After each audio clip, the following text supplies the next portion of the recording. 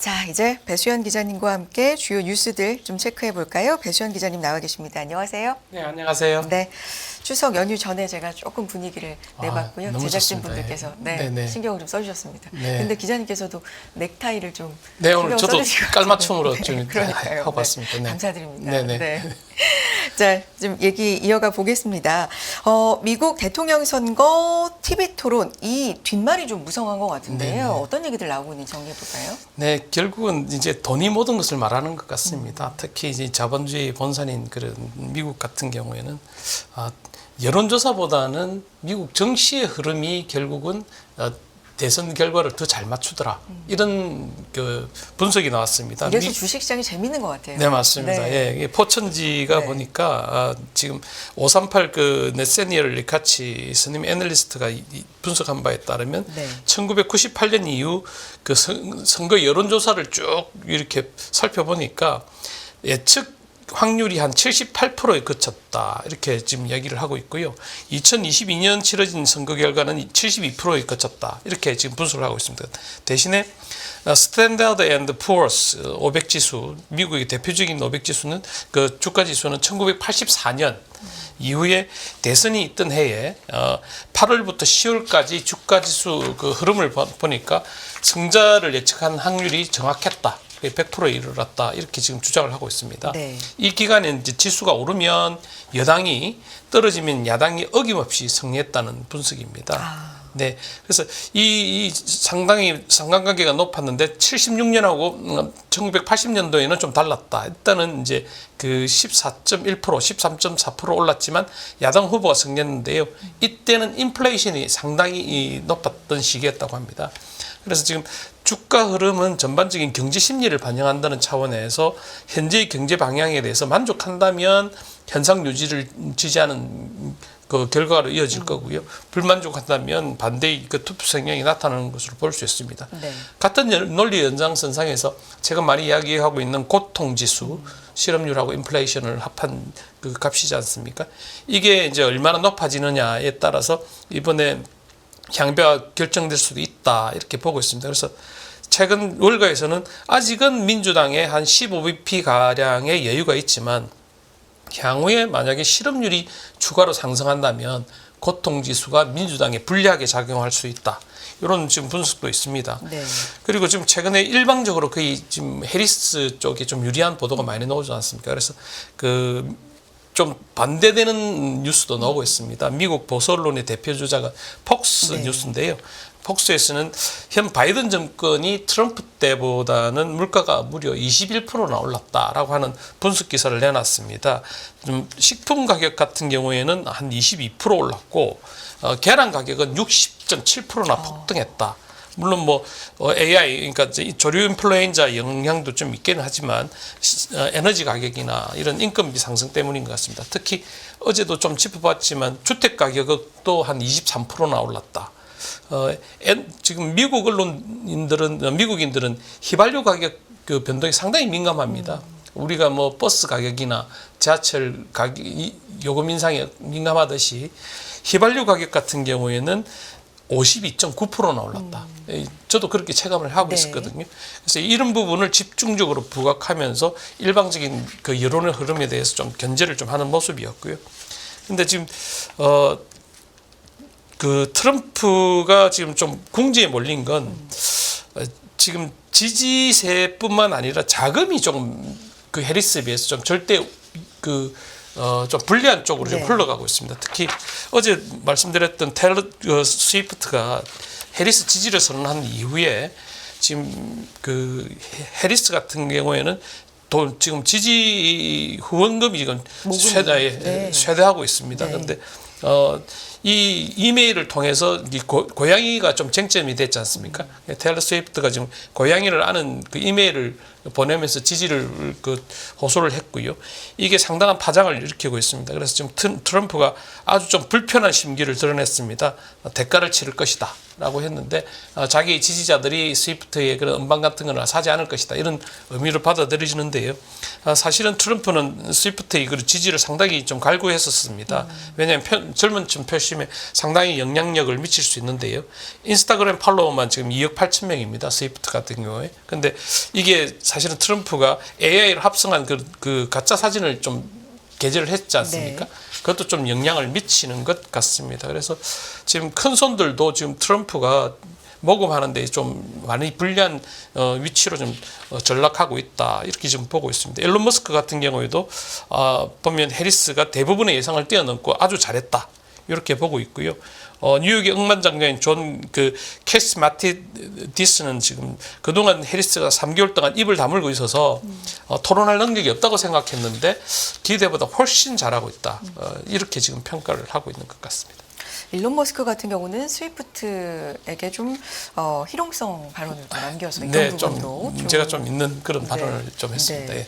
그런 부분도 좀 이야기가 나오고 있는 것 같고요. 네. 그런 가운데 뉴욕 증시 변곡점에 대비를 해야 된다 이런 목소리가 좀 커지고 있는데 네, 사실 네. 9월에 좀 초에 많이 흔들렸었는데 네. 최근에 보면은 그래도 네, 투심이 네. 좀 살아나나 네. 이런 이번 주에는 그런 네. 흐름을 또 보였거든요. 이건 이제 네. 어떤 의미냐면 슈퍼 사이클 입장에서 보면 변곡점이라는 부분이 나오는데요. 보면 변곡점 원래 수학적 개념이지 않습니까? 뭐 함수 그래프에서 곡선의 오목선이 바뀌는 지점을 일컫는데요. 경제학에서는 장기 추세를 동반하는 그런 변화의 길목을 네. 변곡점이라고 하지 않습니까? 근데 지금 보면 연준이 이제 기준금리를 내릴 것으로 점쳐지는 가운데 인공지능하고 탈탄소화라는 게 향후 우리 경제에 어떤 의미로 다가올지 이 패러다임 변화를 좀 지켜봐야 된다라고 하는 주장이 좀 나오고 있습니다. 지금 경기 순환적인 것은 물론이고 시장의 장기적인 변화를 추동할 수 있다는 이유 때문인데요. 네. 이제는 인플레이션하고 금리 상승에 대한 우려는 없어졌지 않습니까? 사실상 해소됐는데 이게 금리를 내리더라도 제로금리까지는 가지는 못할 것이다. 이건 은감생신이다. 이렇게 보고 있고요. 그래서 이게 자산의 할인율에 해당하는 금리가 이제는 제로금리까지 가지 않는다면 네. 예전하고는 좀 달라진 상황이다. 이런 분석입니다. 그리고 지금 글로벌 지정학적 리스크가 증폭되면서 이제 세계화는 이제 예전 이야기가 됐습니다. 다 로컬화로 돼서 지금 네. 팍팍한 고용 시장하고 에너지 가격 그리고 이런 게 이제 회사의 제조원가를 압박하면서 기업들은 마진이 떨어질 수밖에 없는 상황입니다. 여기에다가 이제 인공지능하고 탈탄소화까지 겹쳐졌을 때 기업들의 수익성이 어떻게 될지 이게 앞으로 패러다임 변화를 추동하는 근본 원인이다. 이런 분석이 나오고 있습니다. 네. 그래서 금리가 제로금리까지 못 내려간다면 2010년에서 2020년 사이에 그 슈퍼사이클 당시를 생각해 보시면 좀 쉬울 것 같은데요.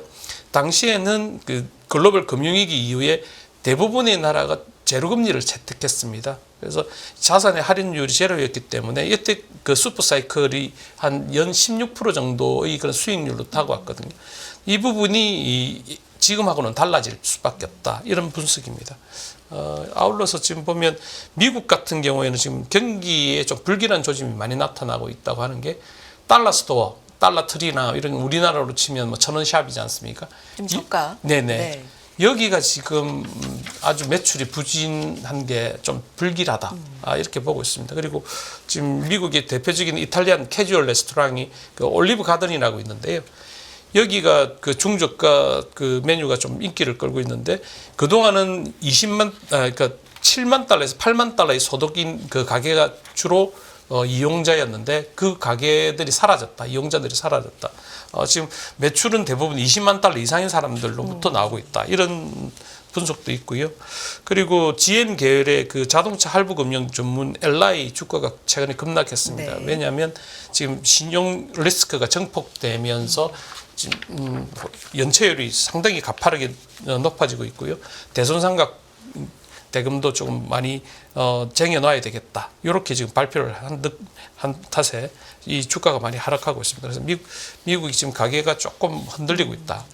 가계 저축이 이제 바닥이 나면서 이제 점점 좀 불길한 징후가 나타나고 있다. 이런 이야기가 나오고 있습니다. 경제 둔화에 대한 우려가 한편으로 계속해서 좀 살아있는 가운데 네. 실제로 미국 경제를 떠받치고 있는 이제 소비 네. 이쪽 중심으로 특히 네. 중저가를 중심으로 또 좀 맞습니다. 흔들리는 기미가 있다라는 네네. 것도 언론에서 주목하고 있네요. 네. 자, 다음 얘기 좀 넘어가 볼까요? 미중 무역 전쟁이 사실 상당히 좀 오래된 맞습니다. 일이잖아요. 예. 네. 그리고 이번 대선으로 인해서 이게 또 어떤 국면으로 새롭게 펼쳐질지 맞습니다. 이것도 사실 관심사인데 관련돼서 어떤 얘기 좀 해주실까요? 예, 이걸 보면 네. 이제 덩샤오핑이라는 그 걸출한 20세기의 걸출한 인물을 다시 이제 떠올리게 되는데요. 덩샤오핑은 이미 그 미중 무역 전쟁을 예고를 했었습니다. 그래서 절대 나서지 말라는 유언을 남겼었는데요. 앞으로 100년간 유념해야 될 중국의 외교 전략으로 도광양해, 그러니까 재능을 드러내지 말고 때를 기다려라. 그리고 절부당두, 절대 우두머리가 되려고 앞장서지 마라. 그리고 유소자기, 필요할 때 해야 할 일을 해라고 지금 3대 원칙을 제시했는데요. 이 하버드 대학의 에즈라 보겔 교수가 쓴 덩샤오핑 평전에 보면 등은 이 3대 원칙 외에도 실력 우선주의를 이제 장착해서 중국에서 중국 역사 5,000년 사이에 이제 드디어 이제 이 인구가 굶어 죽지 않는 나라를 만들었습니다. 근데 이게 사실 그 시진핑이 들어서면서 완전히 무시가 돼 버렸습니다. 시진핑이 들어서면서 도광양해 대신에 이제 화평굴기를 내세웠지 않습니까? 이 야심가인 시진핑이 앞으로 이 굴기를 바탕으로 미국이 어떻게 맞설지를 좀 봐야 될 것 같고요. 지금 중국이 그래서 미국의 상당한 견제를 받으면서 많이 경기가 어려워졌지 않습니까? 그래서 지금 뭐 재정 지출하고 통화 정책을 같이 쓰는 정책 조합을 해야 된다는 그런 일부 이야기가 나오는데 네. 중국에 대한 그런 미국의 압박은 끊이지를 않고 있습니다. 최근에도 지금 미국 하원이 이른바 차이나 이니셔티브를 통과시켰습니다. 네. 이게 그 공화당 주도로 통과됐는데요. 사실상 중국계를 겨냥한 방첩 프로그램입니다. 이게 그 트럼프 시절에 지적 재산권을 탈취하는 중국 시도를 저지하기 위해서 도입됐다가 바이든이 이건 너무 좀 인종차별적인 부분이 있다라고 해서 폐지를 시켰던 겁니다. 그런데 지금 공화당이 하원에서 우위를 점하면서 다시 통과를 시켰고요. 이게 상원에서 통과되면 이제 법안으로 성안이 되는데 지금 중국 때리기가 선거에 어떻게 영향을 미칠지 그런 셈법에 따라서 통과될 가능성도 좀 있을 것 같습니다. 그래서 여기에 대해서 지금 미국에 있는 중국계들은 상당히 우려를 표시하고 있고요. 그리고 보면 또 다른 그 압박 요인은 홍콩 무역 대표부가 미국에 있습니다. 홍콩이 아주 고도의 자치권을 가졌다고 인정을 했기 때문에 국가는 아니더라도 경제적으로는 좀 독립되어 있는 존재다 이렇게 인정을 했었는데요. 이 폐쇄 법안을 또 통과시켰습니다. 그래서 니네들이 그 홍콩 보안법을 통해 가지고 이제 자치권을 부여하지 않고 있기 때문에 이제는 더는 필요 없다 이렇게 하는데 중국은 상당히 반발하고 있습니다. 이게 니네들 그 미국이 오히려 더 큰 해악을 끼치는 그런 법안이다라고 지금 반발을 하고 있는데 미국은 지금 그 어떻게든 이 법안을 통과시켜서 지금 홍콩까지도 압박하겠다 이런 셈법을 가지고 있는 것 같습니다. 이런 가운데 이제 미중 어쨌든 경쟁이 이렇게 계속되고 심화하고 어디로 튈지 방향이 좀 모호하다 싶으면 피해를 보는 국가들이 있잖아요. 맞습니다. 대표적으로 우리일 수도 있고요. 맞습니다. 네. 그래서 한미, 중국 경제보복 피해국 보호 메커니즘을 구축할 필요가 있다. 네네. 이런 얘기도 있습니다. 이 부분 좀 구체적으로 알려주세요. 네네네. 네. 지금 전문가들은 지금 그 피해국들을 보호하는 메커니즘이 좀 필요하다. 첨단 기술 공급망이 지금 재편되고 있어서 이 과정에서 지금 한국 같은 경우에는 상당한 피해를 보고 있다. 특히 중국이 경제 보복을 지금 위협하고 있어서 이런 부분에 대한 그런 동맹국이나 파트너 국가들 차원에서 좀 보호하는 기제가 필요하다 이렇게 지금 건의를 하고 있고요. 네. 이를 위해서 지금 한미일 3자 협력의 틀을 좀 더 강화하자 이런 제안이 있습니다. 그래서 이런 부분에 대해서 지금 중국도 지금 예의주시하고 있는데요. 여하튼 지금 한미일의 그 외교 안보, 경제 등에 대해서 좀 더 동맹이 강화될 필요가 있다 이런 이야기를 하고 있고 지금 미국은 중국에 대해서 그 디리스킹 차원에서 지금 이제 대응을 하고 있지 않습니까? 그래서 이 부분도 지금 한미일이 공동 전선을 펼쳐야 된다 이런 제안이 좀 있었던 것 같습니다. 특히 뭐 광물 이런 맞습니다. 쪽도 예. 좀 얘기가 나오는 것 같고요. 네네. 자, 관련된 얘기 살펴봤고요. 다음 얘기는 해외여행 가시는 분들 이제 아마 그럼요. 오늘부터 네, 굉장히 드디어 이제 공항이 추석 연휴입니다. 네, 공항이 진짜 붐빌 것 같아요. 네네. 지금 추석 계획은 어떻게 되세요? 저는 근무해야 됩니다. 연휴 기간에. 그러십니까? 네네네. 네. 아, 그러시군요. 이렇게 네. 근무를 하시는 분들도 있지만 네네. 오랜만에 휴가를 또 맞습니다. 여행으로 즐기시는 분들도 있는데 명소 맛집 추천 뭐 이런 거를 또 갖고 네. 오셔서 제가 좀 약간 네. 의아했습니다. 이런 쪽으로도 또 일가견이 있으신가 봐요. 기자님께서. 뭐 너무 좋습니다. 지금 뉴욕이라는 도시가 지금 금융의 본산이기도 하지만 문화의 본산이기도 하고요. 그리고 맛의 본산이기도 합니다. 보면 여기서도 보면 미식의 본고장인 미국에서도 그 특히 경쟁이 치열한 부분이 하이엔드 디저트 부분입니다. 네. 이 부분에서 한국인이 아주 두각을 나타내서 한번 소개해드리고 싶습니다. 네네. 리제라는 그런 그 레스토랑인데요. 로 맨하탄 21번가에 있습니다. 이 페이스트리 전문점인데 평일에도 예약 없으면 아예 자리를 잡기가 힘듭니다. 앞에 가시면 완전히 장사진을 치고 있을 텐데요. 이미 뉴욕의 명소 가운데 하나로 자리 잡았습니다. 뉴욕 타임즈 같은 경우에도 앞으로 주목해야 될 그런 레스토랑이라고 소개가 됐습니다. 이 왜 그러냐면 여기 있는 이연지 셰프가 그 프랑스의 라 리스테 여기에 지금 2023년 페이스트 어워즈에 선정이 됐습니다. 이 최고의 그 권위를 자랑하는 그런 상인데요. 이런 능력을 바탕으로 뉴욕에서 지금 성업 중이고 뉴욕 타임즈 같은 경우에서 이렇게 소개한다는 건 상당히 의미가 있습니다. 왜냐하면 뉴욕 타임즈 같은 경우에는 모든 보도를 실명으로 하게 돼 있습니다. 그리고 취재원에게 자기 신분을 밝히게 돼 있습니다. 그런데 유일하게 맛집 소개 기자들은 자기 신분을 밝히지 못하게 하도록 되어 있습니다. 예. 그리고 예산도 한 명 한 1억 이상씩 있어서 맛집 탐방하면서 기사 쓰는 아주 부러운 네네 그런 상황입니다. 네. 그래서 이연지 셰프는 또 우리한테 좀 친근한 사람인 게 왜냐하면 부친이 여의도 전공가 출신입니다. 예. 한국투자신탁에서 좀 펀드 매니저 하시다가 동부증권에서 임원까지 하시고 그리고 교촌치킨 있지 않습니까? 그걸 이렇게 지금 외식업계 선두주자로 키워내신 그런 이근갑 전 대표가 이 셰프의 부친입니다. 그래서 이런 친근감도 있고요. 아울러서 뉴욕에서 야경을 좀 이렇게 건지고 싶다 이러면 보통은 타임스퀘어에서 많이 있지 않습니까? 근데 거기 있으면 뉴욕이 전체가 안 보입니다. 그래서 뉴저지에 가면 해밀턴 공원이라고 있는데요.